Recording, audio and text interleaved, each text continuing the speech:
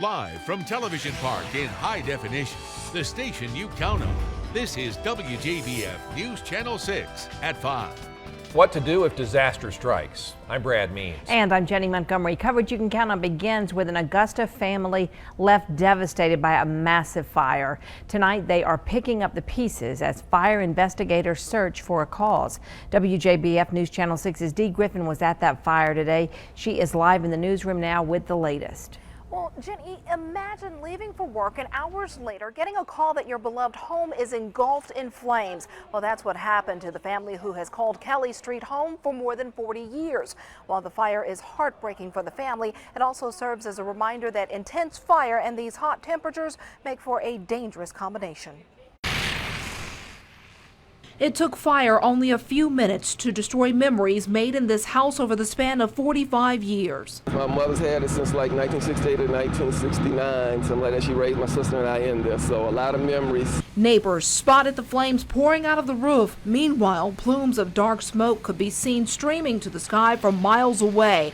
Within minutes, crews were on the scene battling the intense blaze that quickly spread despite their exhaustive efforts. At our arrival, the house was already roof and all, about 3/4 of it had fire visible through the roof. So it had a substantial,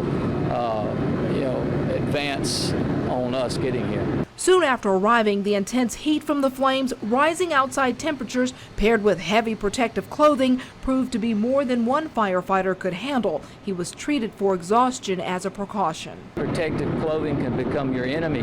So you got to have your people out and have them in rehab so they can get their hydration back. While firefighters were able to protect each other, the flames were no match for their efforts.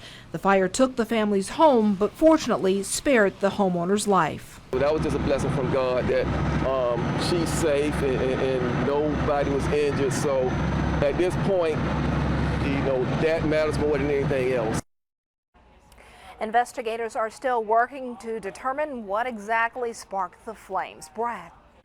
Dee, thank you. This is the fourth 90-degree day this month, and the mercury, it seems, isn't the only thing that's going up. The humidity is rising. You can feel it as soon as you step outside. The heat index is near 100 degrees today, and folks around the CSRA are feeling it, especially after such a cool spring. It was real hot this morning. We played real early. Still didn't beat no heat. It was quite warm. Oh, it's all together. It's the heat and the humidity. It's the first day of real hot weather to be coming on. Time to find out if any relief is on the way. George Myers has the answer, George. Yeah, this is very good news. We'll just have 2 days of the real hot weather. Then it's going to cool off as we push towards the weekend. So perfect timing. Okay. Just hang in there 48 hours and we're okay. Take a look at the stats. Yeah, it is warm out there for sure. 95 degrees. This is our hottest temperature so far this year, which is very unusual for us. We've had a break, as Brad mentioned, from the hot weather thanks to the rain over the past week and a half. Heat index right around 101. WJBF Live Viper 6 showing dry conditions across Georgia and South Carolina. If you pull out just a bit, you'll see a couple showers popping there in our western counties earlier, but that's about it. We'll take a closer look at some storms coming tomorrow. Stay tuned. George, thank you. The abundance of rain we've seen over the last 2 weeks has been great for your lawn, but not so great for the water department. We wondered if things were slow at the water treatment plant with all the wet weather. So officials looked at the numbers for this May and June compared to the same time last year. The results have been a surprise. The first 11 days in June, we were slightly down. It's less than I expected. We were only down about 3% from the same time period last year, but we also looked at May, and we were way up in what we treated, up about 17%. So that's a surprising number to me. Wiedmeyer says thanks to water usage numbers in May, he doesn't expect to see any significant impact on his budget due to the wet weather so far this month. Well, that rain followed by some dry weather may cause a big boom in the mosquito population. Meteorologist Jason Nappy did some digging and found a backyard pool in South Augusta that is making the problem a lot worse.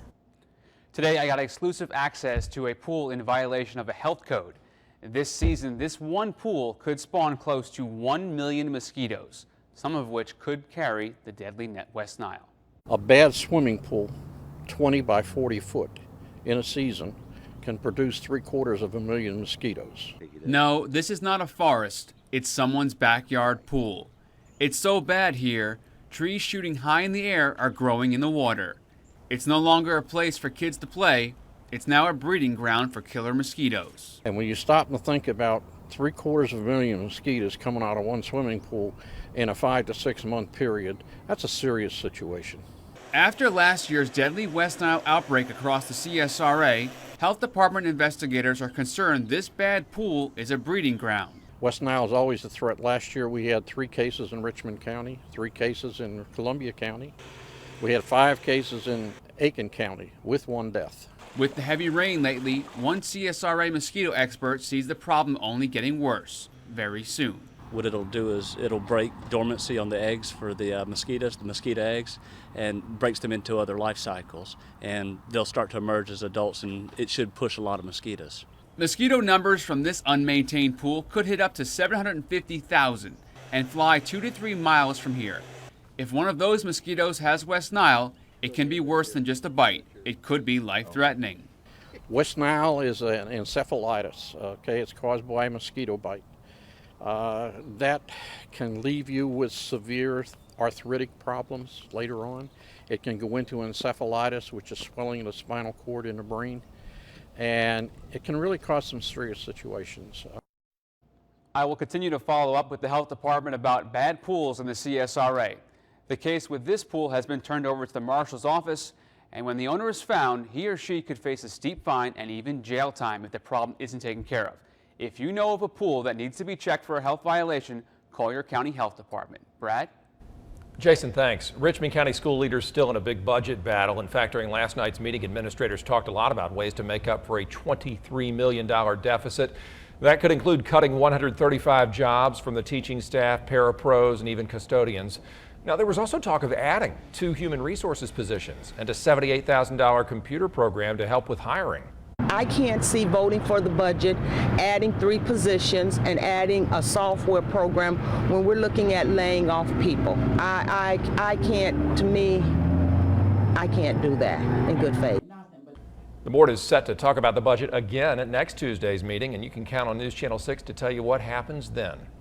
Columbia County officials also talked money last night at the Board of Education meeting.